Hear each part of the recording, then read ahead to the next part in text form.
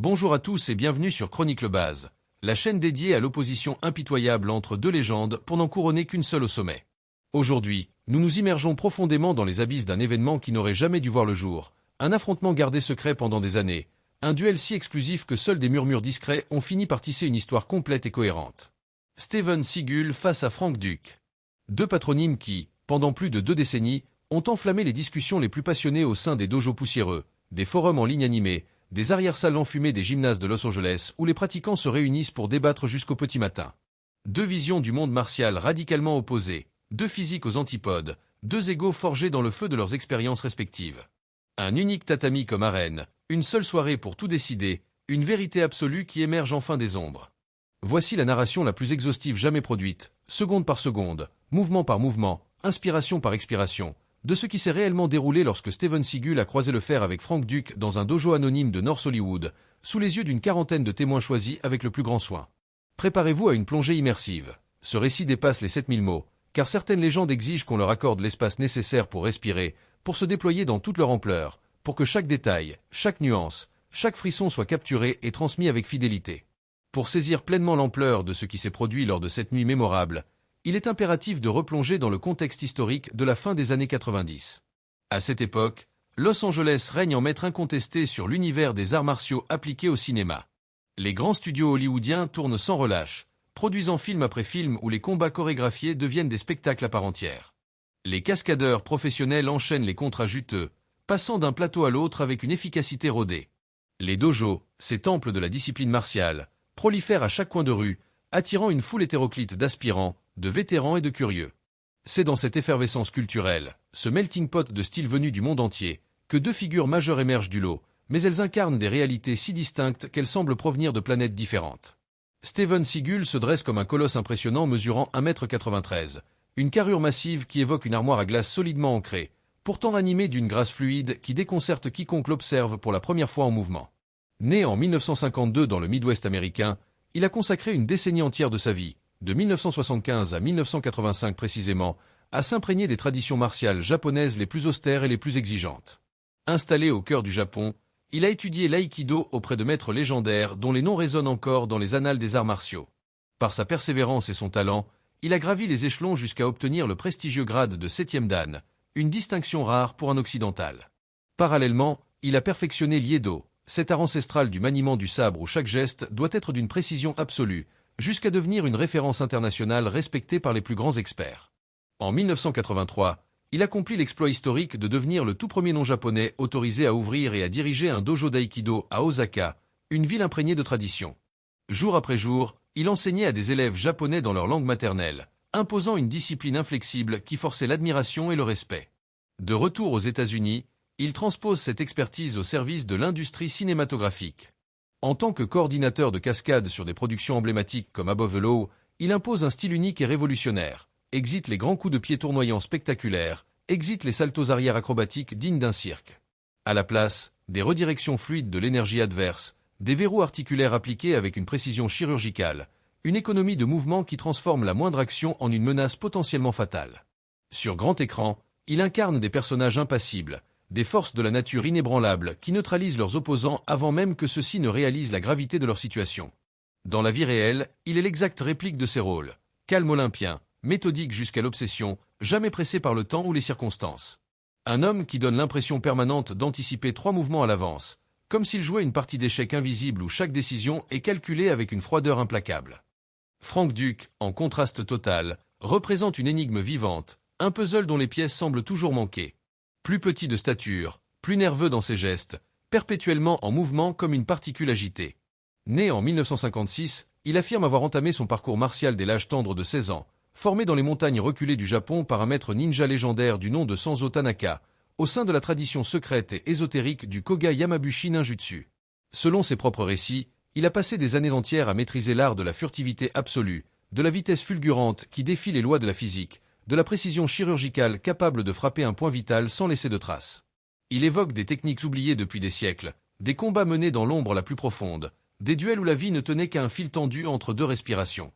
En 1988, sa légende prend une ampleur planétaire avec la sortie du film Bloodsport, présenté au public comme la retranscription fidèle et authentique de sa propre existence. L'intrigue met en scène un tournoi clandestin ultra secret baptisé le Kumit, où les combattants les plus redoutables de la planète s'affrontent sans la moindre règle, sans pitié, dans une arène où la survie est le seul prix. Les cartons de fin du long métrage affichent des statistiques proprement hallucinantes. 56 knockouts consécutifs sans la moindre défaite, un record du knockout le plus rapide établi en seulement 11 secondes, plus de 300 victoires cumulées au fil des années. Ces chiffres enflamment l'imagination des adolescents du monde entier et font fantasmer les passionnés d'arts martiaux qui rêvent de tels exploits. Pourtant, au sein des cercles professionnels les plus avertis, ces affirmations sont accueillies avec un scepticisme glacial, presque hostile. Personne n'a jamais pu produire la moindre preuve tangible. Aucune vidéo d'archive, aucun témoignage indépendant vérifiable, aucun adversaire identifié et interrogé. Frank Duke se transforme ainsi en un mythe vivant, une figure dont la légende ne cesse de grandir au fur et à mesure que les doutes et les interrogations s'accumulent comme des nuages orageux. Néanmoins, lorsqu'il monte sur le tatami, il dégage une énergie particulière, presque électrique. Ses gestes sont vifs comme l'éclair, imprévisibles dans leur trajectoire, porteurs d'une explosivité brute qui forme un contraste saisissant avec la sérénité imperturbable de Sigul. Il dirige son propre dojo, baptisé Duke's Ryu Ninjitsu, où il forme une cohorte d'élèves à des techniques qu'il présente comme issues directement de traditions ancestrales transmises de maître à disciple dans le plus grand secret. Au cœur des dojos de Los Angeles, les débats font rage avec une intensité rarement égalée. Qui l'emporterait en cas de confrontation réelle? Le colosse méthodique et sa science du contrôle, ou le lutin insaisissable et son arsenal de surprises? Les supporters de Sigul invoquent inlassablement ses années passées au Japon, ses grades officiels reconnus internationalement, ses démonstrations filmées et analysées frame par frame. Les partisans de Duke, eux, brandissent comme des trophées les chiffres invraisemblables du Kumit, les récits épiques de combats clandestins menés dans l'ombre. Les deux hommes se croisent occasionnellement lors de séminaires ou d'événements martiaux, échangent des politesses de surface, des poignées de main cordiales, mais rien de plus. Jamais un mot de trop, jamais une provocation ouverte. Jusqu'à cette soirée fatidique de 1997 qui allait tout changer. L'événement porte le nom sobre de Martial Art Exchange. Organisé par un collectif restreint d'instructeurs de haut niveau, il se déroule dans un dojo discret niché au cœur de North Hollywood, loin des projecteurs aveuglants d'Hollywood Boulevard et des caméras indiscrètes. Pas de public admis, pas de caméras autorisées, pas la moindre promotion sur les réseaux naissants ou dans les magazines spécialisés. Seuls 40 invités triés sur le volet reçoivent une invitation personnelle. Des instructeurs chevronnés en karaté Shotokan, en jiu-jitsu brésilien, en muay thai traditionnel, des cascadeurs aguerris qui ont travaillé sur les plus gros blockbusters, des chorégraphes de combat dont les noms figurent au générique de films cultes. L'objectif officiel est limpide, organiser des démonstrations techniques poussées, favoriser des échanges d'idées entre praticiens de styles différents, créer un réseau professionnel solide. Une soirée entre initiés, sans pression extérieure ni spectacle destiné aux masses. Pourtant, à mesure que la date fatidique approche, des rumeurs commencent à circuler comme une traînée de poudre dans les couloirs des dojos. Steven Sigul a confirmé sa participation par un simple courriel laconique. Frank Duke a fait de même, avec une réponse tout aussi brève. Et aucun des deux ne donne l'impression d'être venu simplement pour assister à des katas répétitifs ou des discussions théoriques. Les organisateurs, flairant le potentiel explosif de la situation, laissent filtrer l'idée d'un sparring amical entre les deux stars.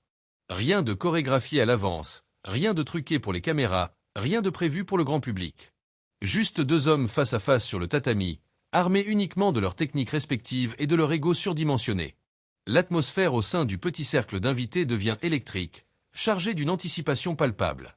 Les regards se croisent avec complicité, des paris discrets s'échangent sous le manteau, des arguments pour ou contre chaque combattant sont déjà préparés en vue des débats enflammés qui suivront inévitablement le lendemain matin. Le dojo lui-même est un espace modeste mais fonctionnel, mesurant 15 mètres de long sur 10 de large, éclairé par des néons tamisés qui diffusent une lumière douce et concentrée sur le tatami central. Les murs sont intégralement recouverts de miroirs qui multiplient les reflets à l'infini, créant une sensation d'espace infini malgré les dimensions restreintes. Le tatami est flambant neuf, dégageant cette odeur caractéristique de caoutchouc frais mêlé à la sueur anticipée des futurs échanges. Les spectateurs s'installent en cercle autour du tapis, certains accroupis à la japonaise, d'autres debout contre les murs, tous concentrés, silencieux, respectueux de l'instant qui s'annonce. Pas de chaises confortables, pas de gradins surélevés. Juste des professionnels du martial qui savent reconnaître quand l'histoire est sur le point de s'écrire. À 19h47 précise, Steven Sigul franchit la porte du dojo avec une ponctualité militaire. Il porte un gi noir tout simple, dépourvu de tout logo ou marque distinctive, une tenue qui reflète sa philosophie minimaliste. Ses pas sont mesurés, presque méditatifs, comme s'il marchait sur un chemin sacré. Il salue quelques connaissances d'un signe de tête discret, sans effusion, puis se dirige droit vers le centre du tatami pour entamer son échauffement. Des étirements lents et profonds qui étirent chaque muscle avec précision, des rotations d'épaules fluides qui relâchent les tensions accumulées, des respirations profondes et contrôlées qui remplissent l'air d'un rythme régulier. À sa taille imposante, il semble encore plus gigantesque dans l'espace confiné du dojo, dominant visuellement l'ensemble de la pièce. Chaque mouvement est fluide, économique, dépourvu de la moindre tension superflue ou geste inutile. Il incarne à la perfection le calme absolu qui précède la tempête la plus violente. À 19h52, Frank Duke fait irruption dans la salle avec une énergie contrastante. Son géi blanc est immaculé, sa ceinture noire nouée avec une précision maniaque autour de la taille. Il balaie la pièce du regard en un instant, ses yeux vifs comme des lames de rasoir qui scannent chaque détail. Il reconnaît quelques visages familiers, répond par des hochements de tête rapides et assurés. Son échauffement est à l'opposé total de celui de Sigul. Des petits bonds sur place qui font vibrer le tatami, des déplacements latéraux rapides et saccadés, des shadowboxing contre un adversaire imaginaire où chaque coup est porté avec une intensité maximale. Il semble physiquement incapable de rester immobile, comme si une énergie bouillonnante bouillait en lui et cherchait désespérément une issue pour s'exprimer. À 19h55, les deux protagonistes se croisent enfin au centre exact du tatami. Une poignée de main ferme, presque brutale dans sa sincérité, un contact visuel direct et prolongé qui dure plusieurs secondes, sans qu'un seul mot ne soit échangé. Le respect mutuel est évident, mais il est teinté d'une tension palpable, électrique, qui fait vibrer l'air autour d'eux. Aucun sourire forcé, aucune politesse de façade pour détendre l'atmosphère. Juste deux prédateurs suprêmes qui se jaugent mutuellement, évaluant les forces et les faiblesses de l'autre en silence. L'arbitre, un instructeur senior nommé Hiroshi Tanaka, s'interpose avec autorité entre les deux hommes. Les règles du sparring sont énoncées avec une clarté cristalline, sans ambiguïté possible. Sparring en contact total mais contrôlé. Pas de coups portés à la tête pour éviter les blessures graves. Pas d'intention délibérée de blesser ou de mutiler l'adversaire. Arrêt immédiat en cas de soumission verbale, de danger évident ou de position de contrôle incontestable. Durée maximale fixée à 5 minutes complètes, ou arrêt prématuré en cas d'avantage décisif établi par l'un des combattants. Les deux hommes acquiescent d'un hochement de tête simultané, sans la moindre hésitation. Le silence tombe sur le dojo comme une couverture lourde. Le chronomètre est lancé. De 0 minutes 00 secondes à 0 minutes 10 secondes, la phase d'observation pure domine. Sigul adopte une posture ouverte mais solidement ancrée, les pieds écartés à largeur d'épaule, les mains prêtes à intercepter toute attaque plutôt qu'à initier une offensive. Duke, lui, danse littéralement sur le tatami, son poids transféré en permanence sur la pointe des pieds, son corps toujours positionné en angle par rapport à son adversaire pour minimiser la surface exposée. Il tourne en cercle lent, testant les distances respectives, mesurant les réactions de l'autre à chaque micro-mouvement. À 0 minutes 11 secondes, Duke rompt le silence du combat en lançant le premier assaut. Un JAB rapide et sec vise le torse de Sigul, plus pour sonder les défenses que pour infliger des dommages réels. Sigul incline légèrement le buste sur le côté, laissant le poing passer à quelques centimètres seulement de sa poitrine. Immédiatement, Duke enchaîne avec une low kick vicieuse dirigée vers le tibia gauche de son adversaire. Sigul lève la jambe ciblée juste assez pour absorber l'impact sur le muscle du mollet, puis avance d'un pas mesuré, posant une paume légère mais ferme au centre de la poitrine de Duke pour le repousser et rétablir à distance. Le message est clair et sans équivoque, l'espace central m'appartient. À 0 minutes 20 secondes, Duke change d'angle avec une agilité féline. Il lance une combinaison plus élaborée, un JAB au corps pour distraire, suivi d'un hook latéral visant le flanc, puis un retrait immédiat pour éviter la contre-attaque. Sigul par le JAB avec l'avant-bras gauche en un bloc compact, attrape le hook en plein vol avec la main droite, pivote sur ses hanches avec une fluidité parfaite et applique un verrou debout qui force Duke à plier légèrement les genoux sous la pression.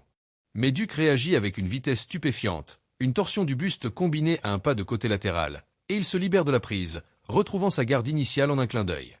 Des murmures discrets s'élèvent parmi les spectateurs, impressionnés par la rapidité de l'échange et la qualité technique des deux côtés. À 0 minutes 35 secondes, Duke adopte une stratégie de feinte sophistiquée. Il montre une low kick évidente pour attirer l'attention vers le bas, puis frappe soudainement au corps avec un coup de paume ouvert. Sigul laisse passer l'attaque sans broncher, conservant le contrôle absolu du centre du tatami comme un roi défendant son territoire. Duke insiste immédiatement avec une paume ouverte supplémentaire, mais Sigul dévie le coup d'un mouvement minimal du poignet et contre-attaque par un pas en avant qui force Duke à reculer d'un bond pour éviter d'être acculé. À 0 minutes 50 secondes, le premier point véritablement marqué arrive. Duke exécute un timing parfait, glissant sous le bras tendu de Sigul comme une ombre, et plante un punch court et sec directement dans les côtes flottantes. Le bruit mat de l'impact résonne dans le dojo silencieux. Sans perdre une seconde, il enchaîne avec un second coup qui frôle le flanc gauche avant que Sigul ne pivote sur lui-même pour esquiver. La riposte de Sigul est instantanée et chirurgicale. Il attrape le poignet de Duc en pleine extension, tire violemment vers l'avant pour déséquilibrer et balaie la jambe d'appui en même temps. Duc trébuche d'un demi-pas, perd l'équilibre momentarily, mais exécute un roulé avant sur l'épaule pour se relever en un éclair, prêt à reprendre le combat. À 1 minute 10 secondes, le rythme du combat s'installe dans une cadence hypnotique, presque méditative dans son intensité. Des attaques éclairs lancées par Duc, des parades mesurées, économes de Sigul, des contre-fluides qui redirigent l'énergie, suivis de séparations rapides. Chaque échange ne dure que 2 ou 3 secondes, mais il est chargé d'une tension folle, d'une concentration absolue où la moindre erreur pourrait tout basculer. À 1 minute 30 secondes, la fin du premier tiers du combat est atteinte. Le score implicite, si l'on comptabilise les frappes nettes, donne un léger avantage à Duc avec un point marqué contre 0 pour Sigul. Cependant, Sigul domine incontestablement le contrôle de l'espace central, forçant Duc à tourner en permanence autour de lui comme une planète autour de son soleil. À 1 minute 35 secondes, Duc multiplie les angles d'attaque avec une créativité débordante. Il frappe bas pour menacer les jambes, puis haut pour viser le torse, puis bas de nouveau pour créer de la confusion. Sigul exploite sa portée supérieure comme une arme redoutable. Un simple pas en avant, et l'espace de manœuvre de Duc se réduit drastiquement. Un pas de côté calculé, et les lignes de retraite potentielles sont coupées nettes. À 1 minute 50 secondes, Duc lance une attaque plus ambitieuse et coordonnée. Une feinte haute pour attirer le regard vers le visage, suivie d'un balayage bas vicieux qui porte cette fois-ci. La jambe d'appui de Sigul vacille légèrement sous l'impact. Duc bondit comme un ressort comprimé, enchaînant un coup de court et précis aux côtes, puis une paume ouverte au sternum qui force Sigul à reculer d'un pas pour absorber la force. Le visage de Sigul reste impassible, mais les spectateurs savent que Duc vient de marquer des points précieux dans cette phase. À 2 minutes 05 secondes, Sigul ajuste sa stratégie avec une précision clinique. Son jeu de jambes devient plus agressif, plus assertif. Il coupe les angles de manière systématique, forçant Duc à tourner en rond comme un animal en cage. Lorsque Duc tente un nouveau balayage, Sigul l'anticipe parfaitement, contourne le mouvement et utilise le momentum adverse pour déséquilibrer latéralement. Duc ne tombe pas au sol, mais son élan est brisé net, son rythme interrompu. À 2 minutes 20 secondes, les échanges deviennent plus courts, plus économes en énergie. Un JAB isolé, une déflexion rapide, un clash bref d'avant-bras, puis séparation immédiate. La tension dans l'air est palpable, presque tangible. La sueur commence à perler sur les fronts, à couler le long des tempes. Des traces de pieds mouillés marquent le tatami comme une carte tactique de la bataille en cours. À 2 minutes 40 secondes, Duc lance un raid éclair imprévisible. Une low kick pour ouvrir, un JAB pour distraire, un hook pour conclure. Sigul par la plupart, absorbe le reste, mais recule pour la première fois de manière notable. Duc sans l'ouverture, son instinct de prédateur s'éveille. À 2 minutes 55 secondes, Duc avance pour porter ce qu'il croit être le coup final, un coup de descendant puissant. Mais au lieu de reculer encore, Sigul avance dans le mouvement avec un timing parfait, presque surnaturel. Sa main gauche se referme comme un étau sur le poignet de Duc, sa main droite se pose sur l'épaule, et une rotation brutale des hanches redirigeait toute l'énergie vers le bas. Le takedown est propre, sans fioritures inutiles, exécuté avec une maîtrise absolue. Duc s'écrase sur le dos avec un bruit sourd qui résonne dans tout le dojo. Avant qu'il ne puisse initier la moindre esquive, Sigul transitionne en position de contrôle total. Genoux fermement posés sur le ventre, bras adverses bloqués, poids répartis pour empêcher tout échappé. À 3 minutes 00 secondes, l'arbitre s'approche, observe la position verrouillée et constate l'avantage décisif. À 3 minutes 05 secondes, l'arbitre lève la main officiellement. Fin du combat. Sigul relâche immédiatement la prise, se relève avec grâce et tend la main à son adversaire.